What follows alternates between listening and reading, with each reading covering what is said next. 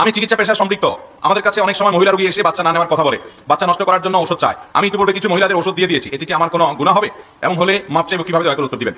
Doctor সাহেব এবং এই জাতীয় যারা এই ধরনের কোনো পেশায় আছেন, যদি কোনো মহিলা তার বাচ্চা নষ্ট করতে আসে, আপনি তাকে ওষুধ দিয়ে বা কোনোভাবে সহযোগিতা করা জায়েজ নয়, কারণ বাচ্চা নষ্ট করা এটা হারাম। এটা কি?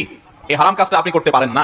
আল্লাহ বলেছেন সূরা মাইদা 2 নম্বর আয়াতে, ওয়ালা তাআওয়ানু আলাল ইসমি ওয়াল উদওয়ান। কেউ পাপ করবে, সে পাপের কাজে তুমি তাকে সহযোগিতা করবে না। সহযোগিতা যদি করে কেউ পাপের কাজে, সেটা অপরাধ। একজন কাউকে খুন করবে, আপনাকে বলছে ছুরিটা ধার দিয়ে দাও, ছুরিটা আগায় দাও, পিস্তলটা রেডি করে দাও, তাহলে আপনি কিন্তু অপরাধী হলেন, আপনিও খুনি হলেন। ঠিক একই ভাবে একজন নারী তার গর্ভস্থ সন্তান নষ্ট করবেন, তিনি সন্তান হত্যা করবেন, আপনি তাকে ঔষধ দিয়ে বিভিন্ন ভাবে হেল্প করে সহযোগিতা করেছেন, আপনি সমান অপরাধী। এই জন্য এই কাজ করা যাবে, খবরদার এরকম কাজ করা যাবে না।